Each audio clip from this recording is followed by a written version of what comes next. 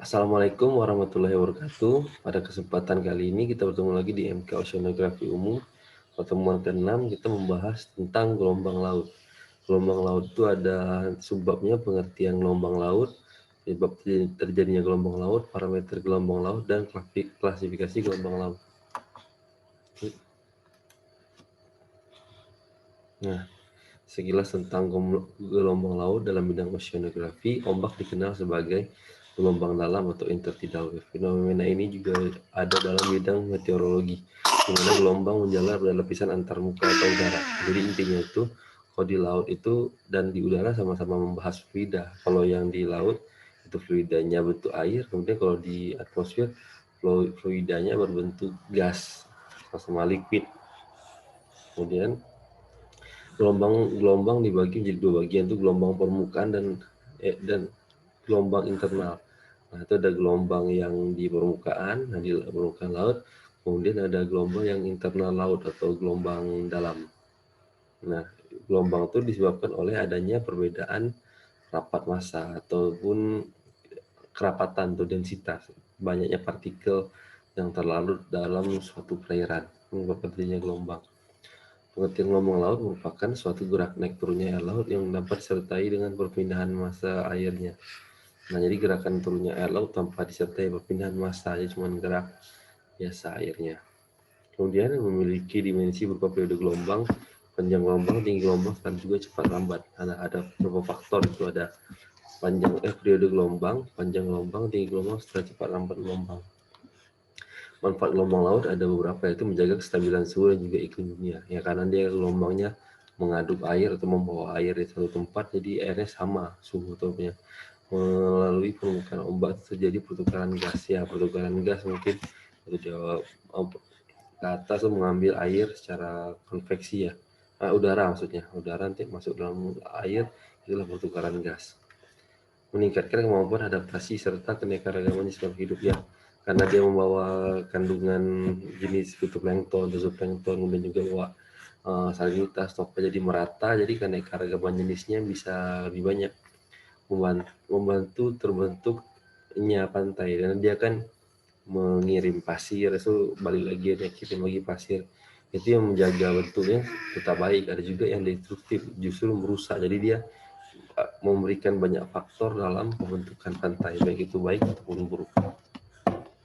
Penyebab terjadinya gelombang yaitu angin. Ya, angin di situ, pergerakan angin disebut akan membuat terjadinya gelombang air laut. Tinggi rendahnya gelombang tersebut dapat diakibatkan angin, tergantung pada kecepatan serta kekuatan angin yang mengenai permukaan laut. Angin ini maksudnya dia menggerakkan gelombang. Jadi dengan gelombang itu faktor penggerak utamanya adalah angin, selain rapat massa jelas tadi. Semakin besar anginnya, maka semakin besar gelombang yang akan dihasilkan. Lanjut. Gempa bumi. Gempa bumi merupakan getaran yang terjadi di permukaan bumi akibat dari pelepasan energi di dalam bumi.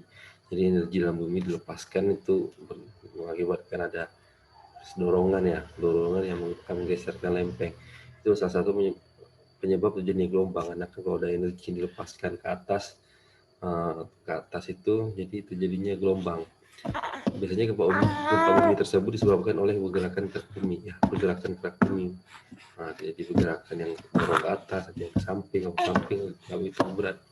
Pergerakan dari dalamnya bumi tersebut dapat membuat terbentuknya gelombang laut, bahkan lebih dari itu. Maksudnya tuh pergerakan dari dalam bumi itu selain terbentuknya gelombang laut, bisa juga mungkin mengakibatkan ya gelombang tsunami yang besar lagi.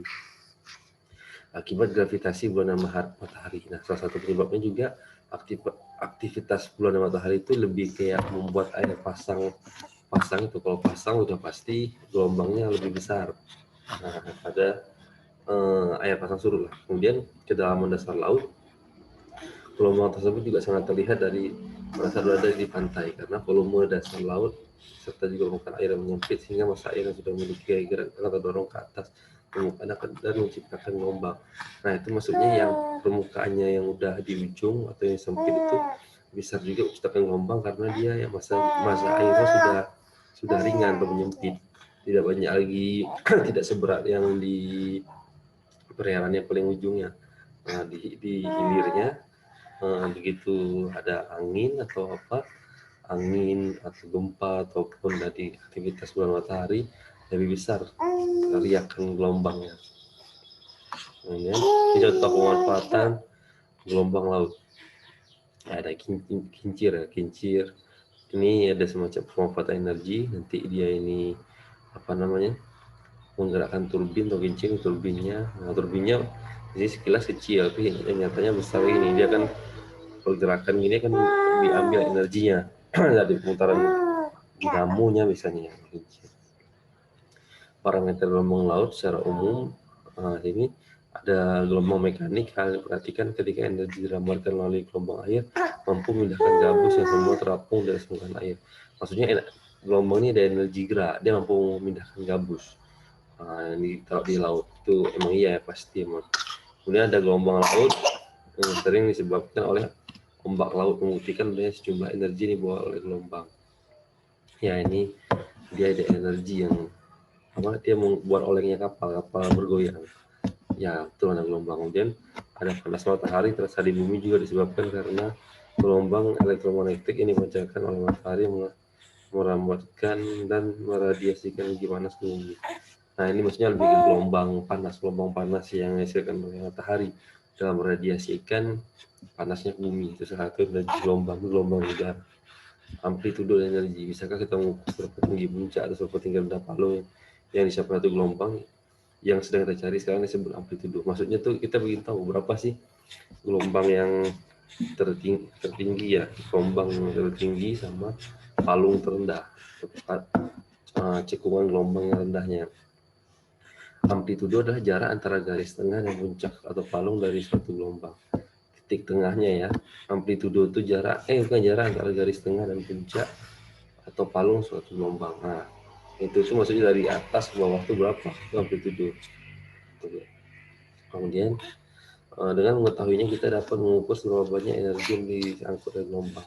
Nah dengan diketahui berapa tingginya, bisa diketahui berapa sih energi yang dibawa oleh gelombang. Kemudian dengan kata lain, semakin besar amplitudo semakin banyak energi gelombang yang dibawa. Ya jelas, itu semakin besar tinggi gelombangnya maka semakin besar energi di bawah. Karena gelombang yang tinggi itu biasanya bawa energi yang besar. Susunan gelombang, parameter gelombang. Nah untuk itu para ahli mendesain sebuah model gelombang buatan yang memudahkan mempelajarinya. Ini maksudnya untuk pelajari gelombang, para ahli membuat gelombang buatan biar kita pelajari seperti apa sih, karena kalau gelombang asli kan agak susah telitinya, dia harus di laut lepas. Tapi kalau ini mereka ingin melihat yang dari gelombang buatan, melihatnya seperti apa energinya. Nah ini jelaskan jenis-jenis yang terdapat di gelombang. Ada crash, titik tertinggi di puncak sebuah gelombang. Ada toe, merupakan titik terendah atau lembah sebuah gelombang. Wave height merupakan jarak vertikal antara crash dan toe. Dan jarak vertikalnya crash dan toe berapa sih wave height. Nah kemudian ada lagi wave length, merupakan jarak turut antara dua buah crash atau dua buah toe. Jarak dua buah yang tertinggi atau jarak dua buah terendah. Wave period, waktu yang dibutuhkan crash untuk kembali pada titik secara turut disebut juga periode gelombang ya. Crash ini bisa balik lagi ke tempatnya itu berapa lama waktunya. Ada wave steepness, perbandingan antara panjang gelombang dengan tinggi gelombang.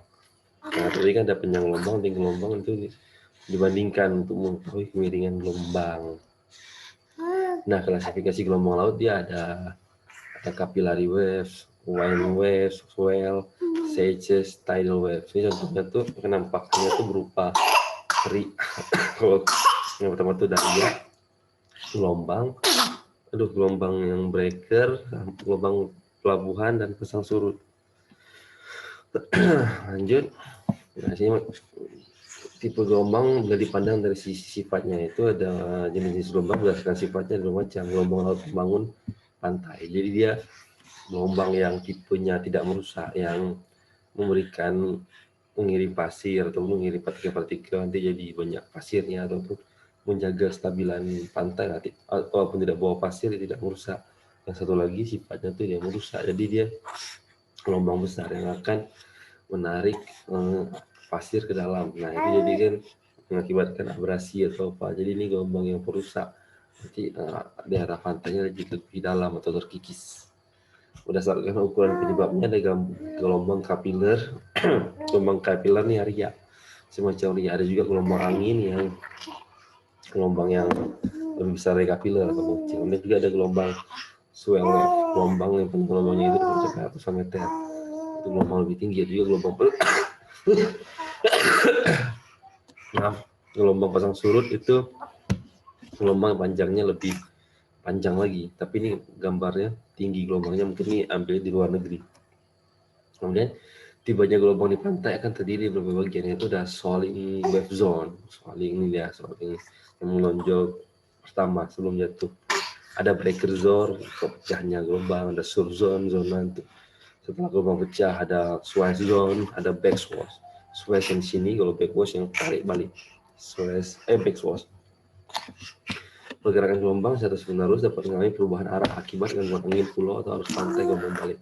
Perubahan ini dapat berupa refleksi, merupakan gelombang yang tiba tegak lurus terhadap pantai. Nah, ini yang tiba tegak lurus yang akan bantu kembali. Ada refraksi, itu kan merupakan gelombang mendekati pantai dan mengalami pembelokan arah. Pertama, bila arah gelombang miring terhadap garis pantai atau gelombang relatif searah dengan memanjang pulau.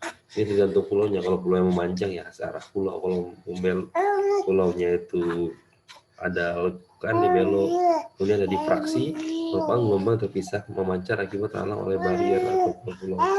Ini barier itu misalkan ada pecahan, ada emang tepukan karang ataupun lindung pantai, dia terpisah memancar terhalang oleh pulau tadi yang ada menjorok ke dalam semacam semenanjung. Oke, sampai di sini dulu pertemuan yang ke-6. Sampai jumpa lagi di pertemuan ke-7. Assalamualaikum warahmatullahi wabarakatuh.